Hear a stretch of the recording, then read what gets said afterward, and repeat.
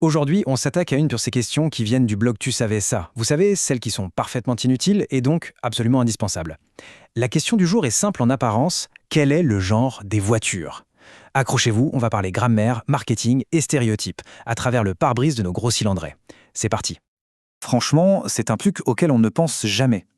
Et pourtant, notre cerveau trouve ça tout à fait normal que certaines voitures soient au féminin et d'autres au masculin.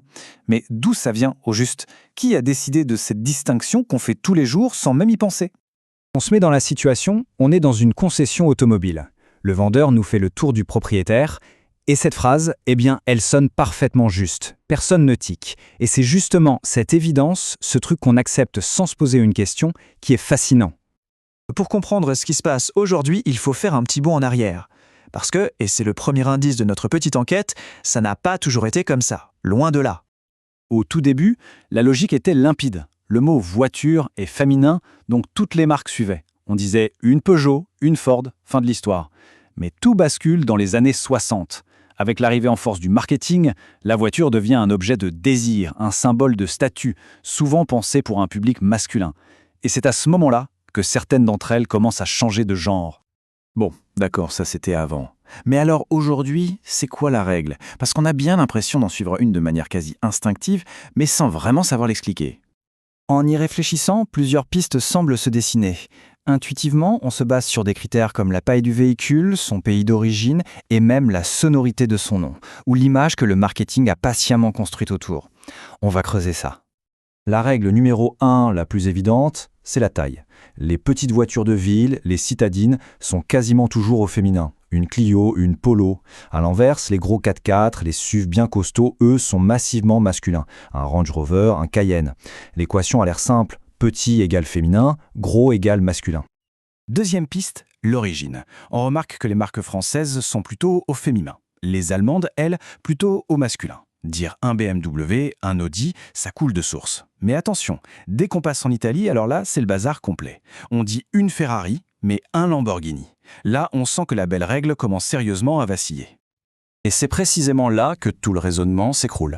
En fait, plus on s'acharne à chercher une règle logique qui tienne la route, plus on tombe sur des contre-exemples et des incohérences qui démolissent tout. Et cet exemple, il est parfait pour illustrer le problème. Au sein du même groupe automobile, Volkswagen, on a des voitures qui sont construites sur la même base technique, la même plateforme, mais qui ont des genres différents.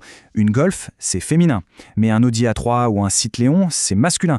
Donc la logique technique, on peut l'oublier. Alors, si la règle n'est ni grammaticale ni technique, elle est où, la réponse? Eh bien, elle est ailleurs. Le point crucial, c'est que le genre des voitures ne nous parle pas vraiment des voitures, il nous parle de nous. C'est un miroir de nos propres stéréotypes. Quand on utilise une, inconsciemment, on projette tout un tas de qualités qu'on associe au féminin dans notre société. Petit, pratique, mignon, souvent pensé pour un usage familial.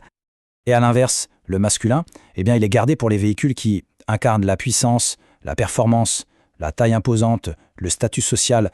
C'est un peu caricatural bien sûr, mais c'est exactement ce que notre usage de la langue met en lumière. Ce qui est vraiment fascinant, c'est de voir à quel point cette tension est typiquement française. En espagnol, pas de débat, el coche, tout est masculin. En italien, c'est l'inverse, la macchina, tout est féminin. En anglais, évidemment, la question ne se pose même pas. C'est bien notre langue qui offre ce terrain de jeu à nos stéréotypes.